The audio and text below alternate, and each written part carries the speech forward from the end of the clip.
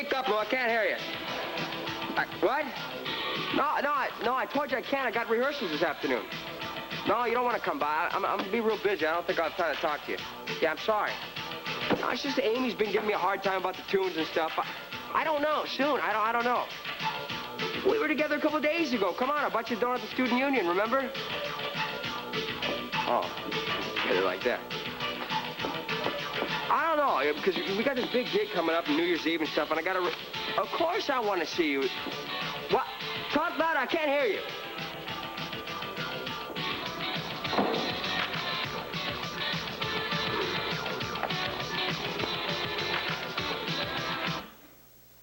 Hey, what's the story here? I'm getting a little peace and quiet, that's what. Yeah, well, I was listening to that. Half the neighborhood is listening to it, Blackie. Well, all you had to do was turn it down. How many times have I told you that the volume should be somewhere near normal? No, it's off now. It's going to stay off. I got to listen to some tunes for my band rehearsal today. Hey, I got some reports that I got to have done, and I can't do it with the music blaring away.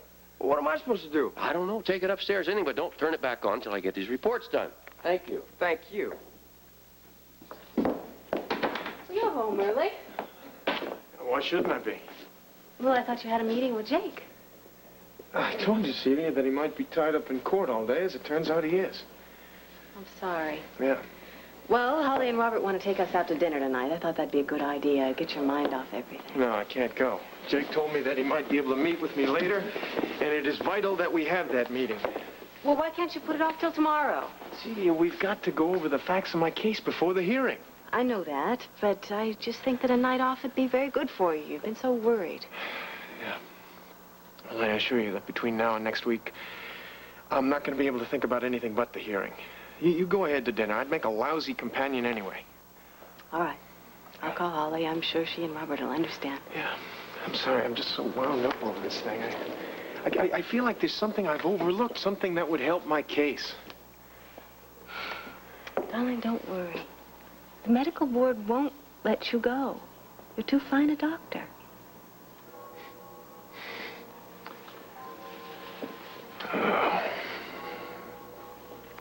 See, I wish there was some way I could get you on that board. If I don't win at that hearing, I've got to win. I'd be absolutely lost.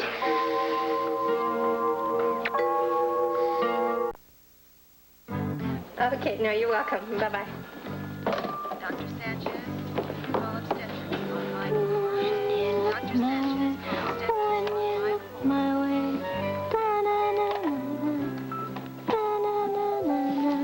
Orderly to the 7th floor with a wheelchair stat. Orderly to the 7th floor with a wheelchair stat.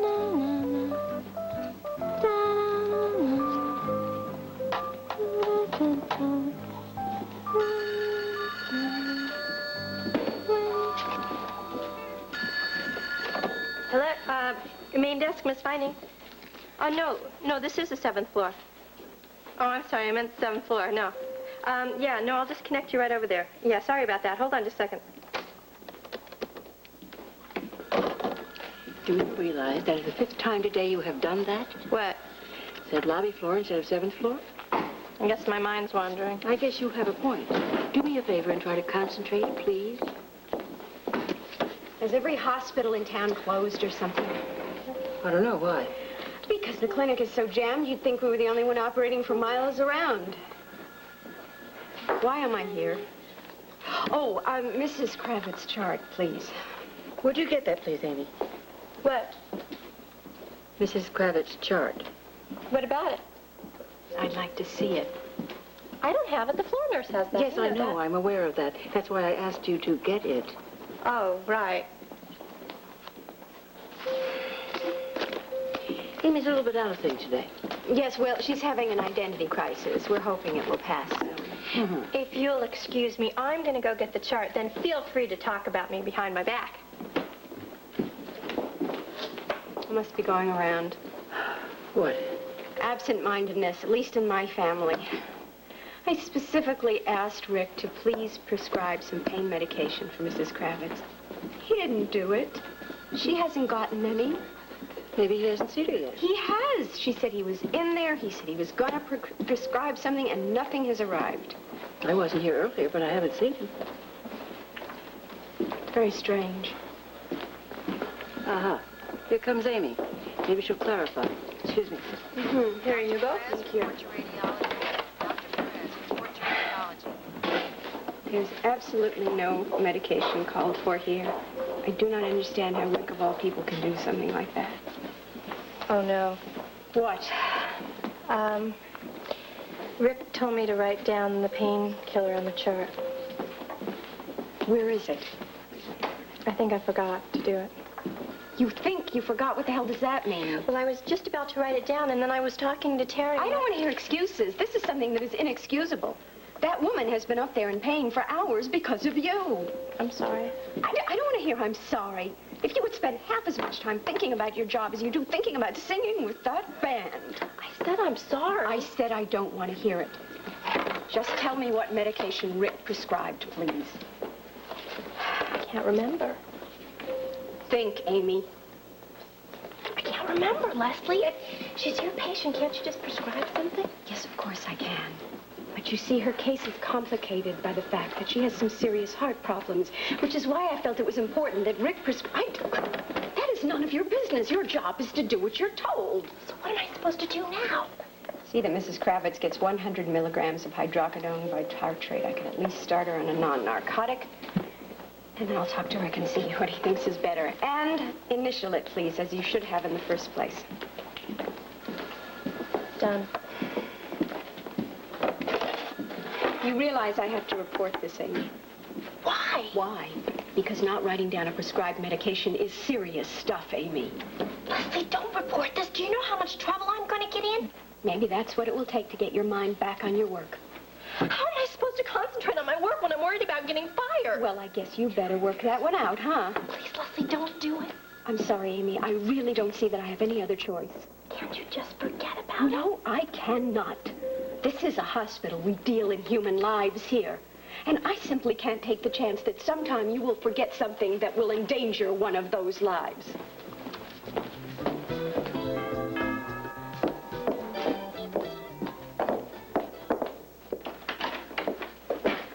Hi.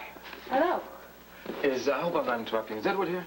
Oh, come on in. No, he took the family out for dinner, and then they're off to some pre-New Year's Eve bash with the hospital board. Bringing in the new year, huh? Yes, and bringing out the old. Speaking of that, it smells like you're bringing out some of the old yourself. What? Oh, no. Pickle juice. I told those guys to wrap it up real good. They never listen to me. Well, put it down here. Wait a minute.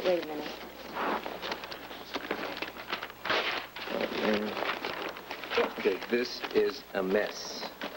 You smell like a pickle barrel. Oh, well, didn't you know?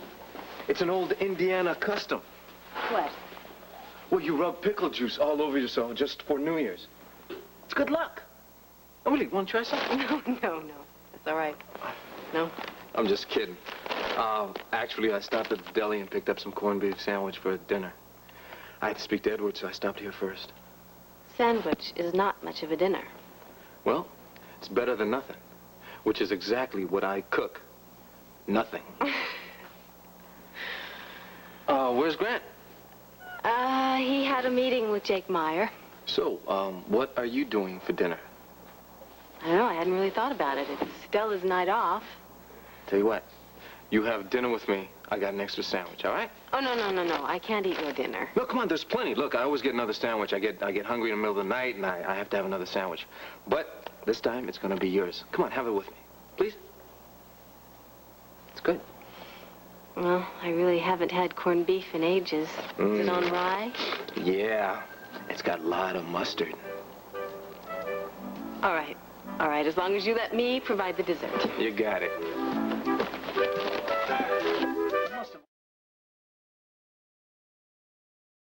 Grant, I've looked at every possible loophole. In this case, none applies.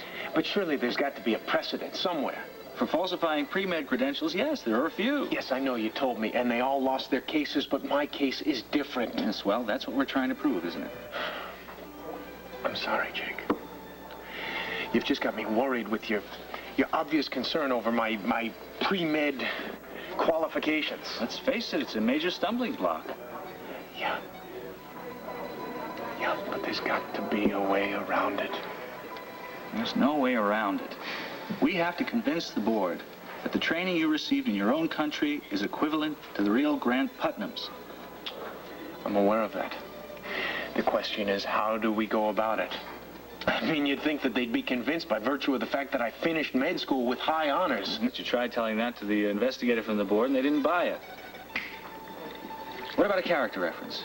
Jake, you told me yourself. You checked with the State Department, they turned you down flat. No, I'm not talking about the State Department. I'm thinking along more personal lines.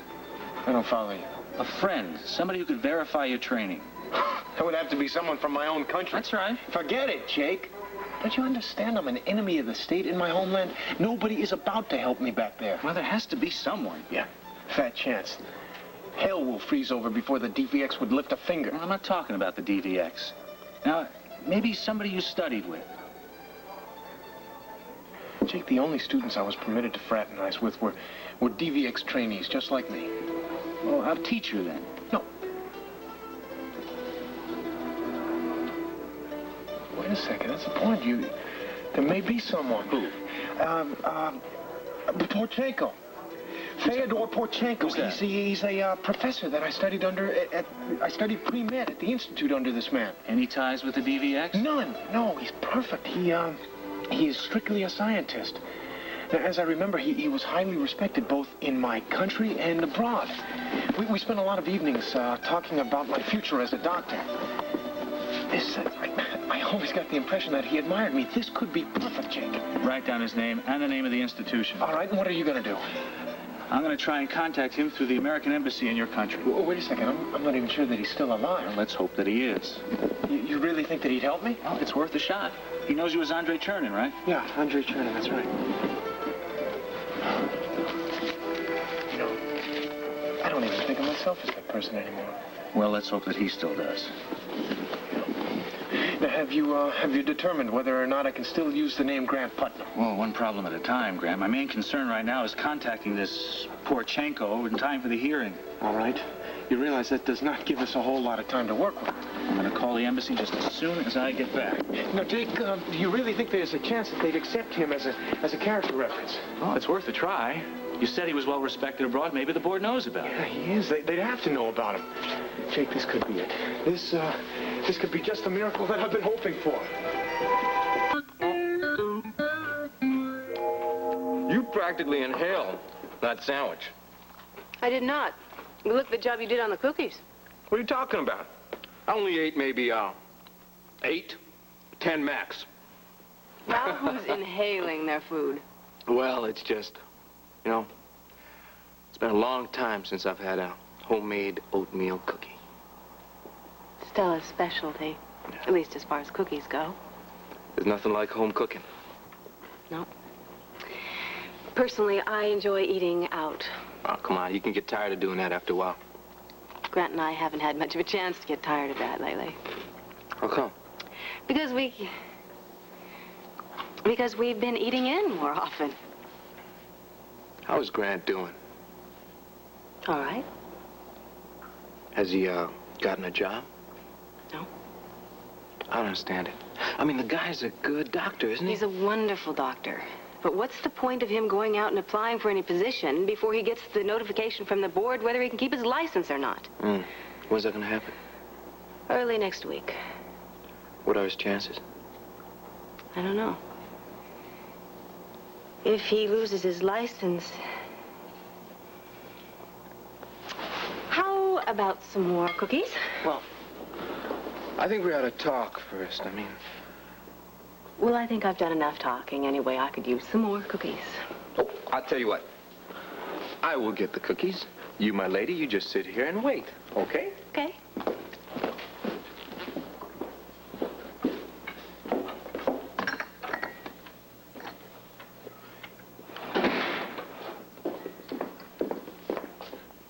Hello, darling. Oh. You're home early. Yeah, damn right I am. The meeting went even better than I'd hoped. Oh, did it? Jake and I may just have hit on a way to save my case. What's that? Well, What's been the big problem all along? Trying to figure out a way to prove that I took and passed the pre-med courses, right? Right. You found out the way? We may have. I had a teacher in school, a man named Fyodor Porchenko. Jake is now trying to contact him and get him to verify that I took the courses necessary to enter med school. Do you think he'll do that for you? I can't imagine why he wouldn't. See, he's not DVX. We were very close. I have every reason in the world to believe he would. And if he does, do you think that means that you'll get your license back? I'm positive it does. I mean, what has been their insistence all along? They've claimed that they were considering revoking my license only because I couldn't prove that I had the proper credentials. Well, if Porchenko comes along and offers them that proof, they have to let me practice. Celia, this could be the break that I've been waiting for. Oh, Grant, I'm so happy. You know something? I was in such a hurry to come home and tell you about it that we didn't even take time to eat dinner. I figured that you and I could go out and have something to eat, sort of a pre-celebration dinner. Are you hungry? I'll tell you, I'm starving. I haven't had an appetite in weeks, but for the first time, I feel like I could eat a horse. Hi, Grant. How you doing? What are you doing here? Jimmy Lee and I had some dinner together. Actually, just some sandwiches. I didn't know that you were going to be home so early, and, well, Jimmy Lee was nice enough to share a sandwich. I take it this means you don't want to go out to dinner. Grant, I didn't know that you were going to be home. Obviously.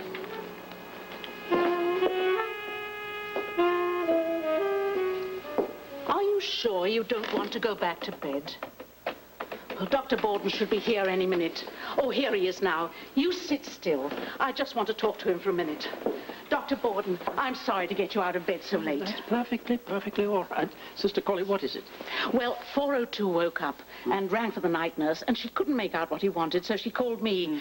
I've always been able to sort of read him. He wanted to see you. Oh. He looks slightly agitated. Oh, he is, but so much better than before. Well, whatever caused his agitation before, all I can say is thank heavens for it. For the first time in 8 years, he talked. Well, let's see if he has anything more to say. Well, hello, 402. You're up a bit late, aren't you? Sister Collie said you asked to see me. Is there something you wanted to tell me? Yes. What is it? What do you want to say? Hmm? Oh, the newspaper. Oh, I'll take a look. Spy scandal rocks medical community. Well, what about it, 402? Has this something to do with you? What is it? Tell me. You read something about yourself. Then you know who you are? Tell me, 402. Who are you? What is your name?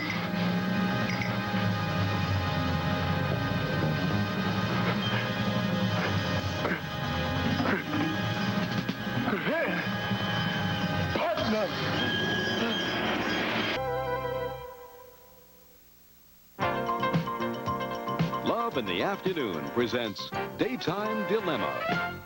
From all my children. Oh, if you only knew how often I dreamed of the two of us back together again. I love you. I love you. I love you. I love you. I love you. I love you. I gave you this ring once before, so this is the last time, okay? What will happen next? Will Jenny say, you'll have to keep doing it till you get it right? Or, I've been waiting for this moment for a long time. Can you predict the right answer? Tune in tomorrow and find out. Now here's yesterday's Daytime Dilemma and its solution. From One Life to Live, for Bo and Delilah, it began as love. Nothing could ever make me reject you. Nothing except another lie. But it turned to deception. And now Delilah's determined to win Bo back. That is a pretty dress. What will happen next? Will Delilah convince Bo to stay for an evening of romance, or will he leave? Did you predict the right answer? Here's what happens. This Daytime Dilemma has been brought to you by ABC. Bitterly cold weather in Houston is almost routine now, but delayed problems associated with the cold are just now surfacing. A report this evening on Live at 5 here on 13.